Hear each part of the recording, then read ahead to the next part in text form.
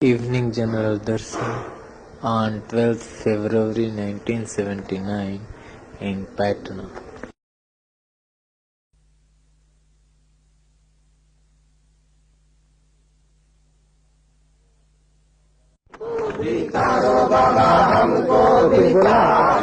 सारा है सारा जमाना बाबा हमको भी तारो तारा है सारा जमाना बाबा हमको भी तारो।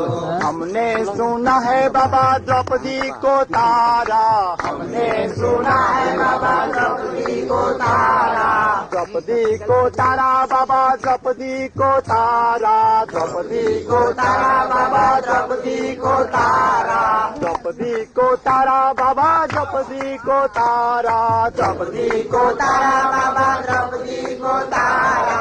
आंचल का करके बहाना बाबा हमको भी तारो। क्या बोलेंगे जी, किस विषय पर बोलो तो रात सबके जानो आधार होता ही।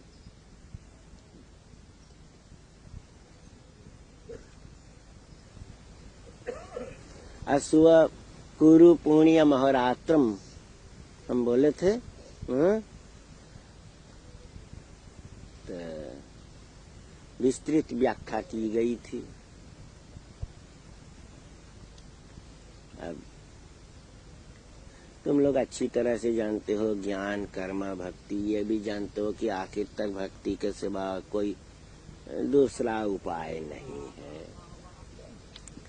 अरे भक्ति में ये भी तुम लोग जानते हो, भक्ति में एक प्रपत्तिवाद पर भक्ति आधारित है। प्रपत्तिवाद यही है कि जो कुछ भी मनुष्य, जो कुछ भी जीव क्यों ना करे, आखिर तक आखिरी बात क्या है इसमें, न प्रपत्ति। उनकी इच्छा के बिना पेड़ के एक पत्ता भी पेड़ का नहीं हिलता है और घास की एक पत्ती तक नहीं हिल सकती है। इसी को कहते हैं प्रपत्ति। प्रपत्तिवाद पर भक्ति विज्ञान निर्भरित है, निर्भरशील है कि ये परम पुरुष की लीला है और परम पुरुष इस लीला नाटक में हमें जिस भूमिका में रखे हों उसी के अनुसार चलना है। यह एक बहुत बड़ा प्रकांड नाटक है, मगर ये नाटक के रचनाकार जो है परम पुरुष, उनको भी इस नाटक के कारण कभी कभी दिक्कत भी होती है, दिक्कतें भी होती हैं। एक बार इसी तरह की एक दिक्कत हुई थी कुरुक्षेत्र की लड़ाई के बाद। लड़ाई तो हो गई, कौरव लोग तो हार गए। इधर पांडव तरफ में भी, इधर भी बहुत आदमी मरे, उधर भी बहुत मरे।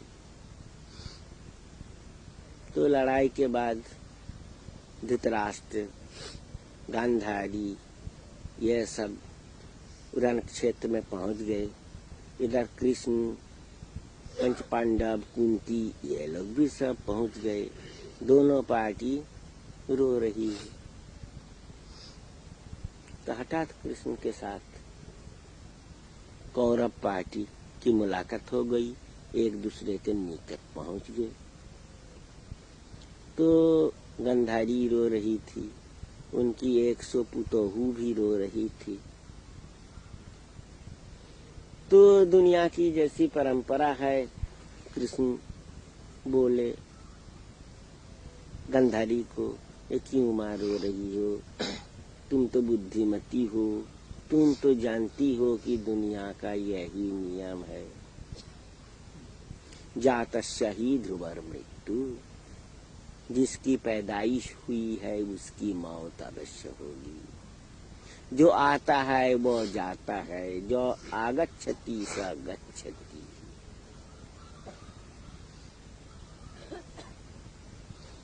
तो गांधारी ने कहा, देखो कृष्ण, और लोग जब शोकग्रस्त होते हैं अर्थात और किसी के घर में जब मौत होती है तो मैं भी वहां जाकर यही बात कहती हूँ, किंतु अपने दुख के टाइम में लोग यह बात भूल जाते हैं। और कोई अगर इस तरह की बात कहते हैं तो सुनने में भी अच्छा नहीं लगता है।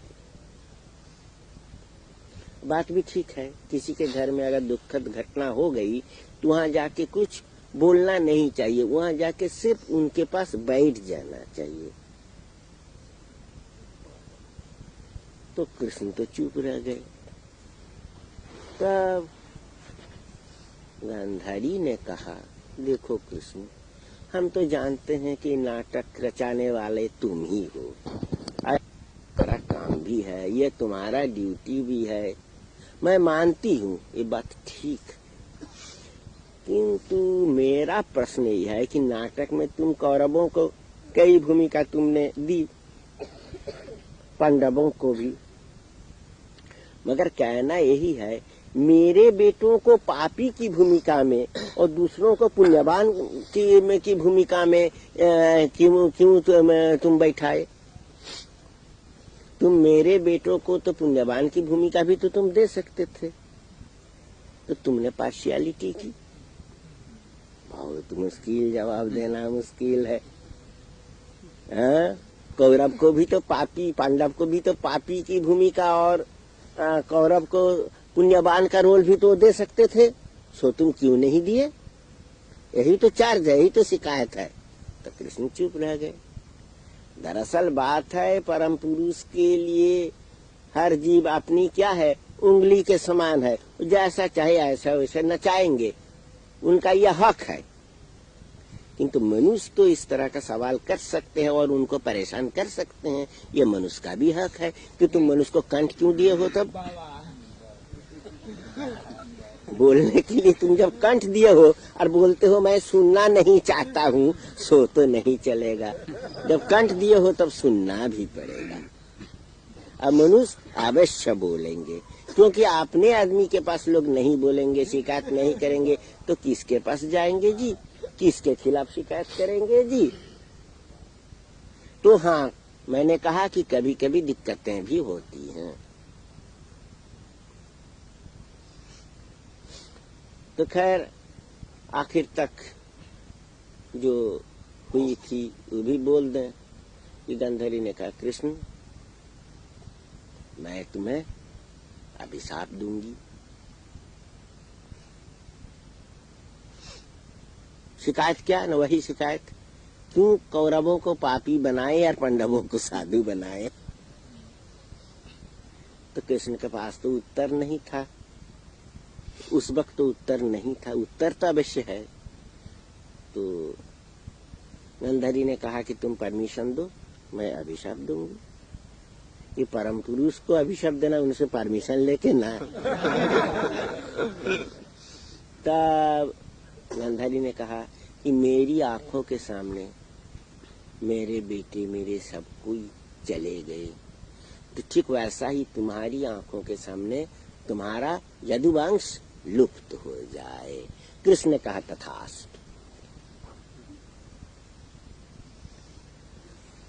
तो बात क्या है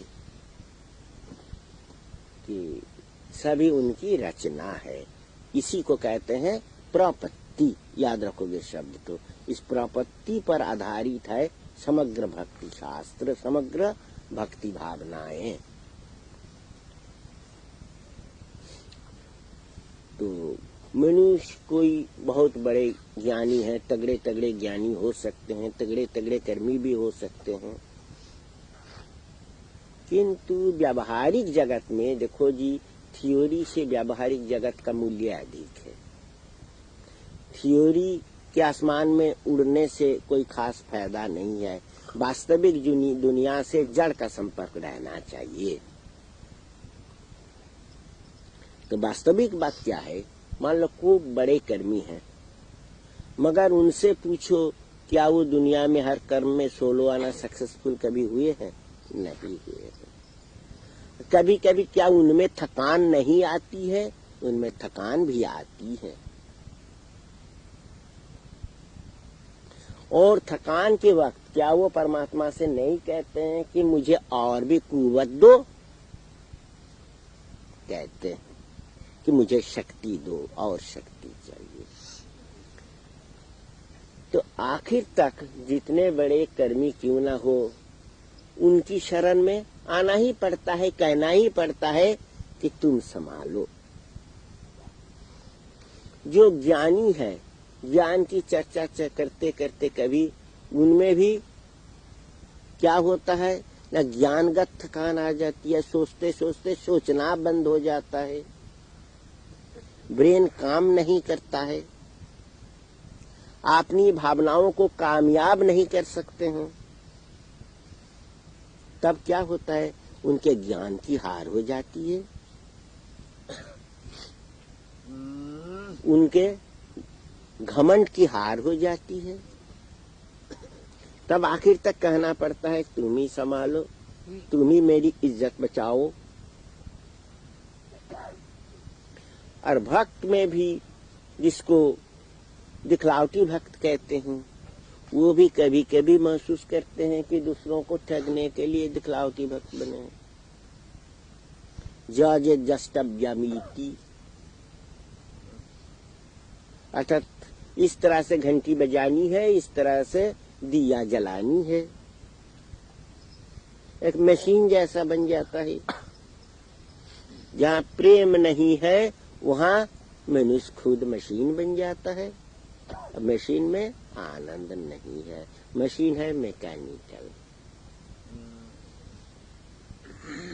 तो आनंद रस के अभाव से हो जाता है क्या, न हृदय रेगिस्तान बन जाता है।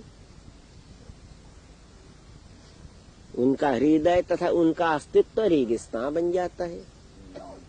तब उन्हें भी कहना पड़ता है अब तुम बचाओ, अब इस रेगिस्तान की ज्वाला से तुम बचाओ। तो ये मनुष्य में यह जो थकान आती है, ज्ञानी कर्मी भक्त सबों में, इस थकान के बाद मनुष्य कहते हैं अब हम नहीं सकेंगे, अब हमरा से पार नहीं लगता। इस अवस्था में वो सोलो आना उनकी शरण में आ जाते हैं, और इसी को कहते हैं शरणागति। शरण आगति। शरण माने क्या है, और किसी पर भरोसा न रखकर जो सोलो आना भरोसा परमात्मा पर रखते हैं, उसको कहते हैं शरण। और आ माने आना, और गति माने चलमानता। अतः सभी चलमानताएं जब उनमें समाप्त हो जाती हैं, उसको कहते हैं शरणागति। और इस शरणागति, यह शरणागति जब आ जाती है तभी उनका पूरा काम होता है। यह बात याद रखोगे।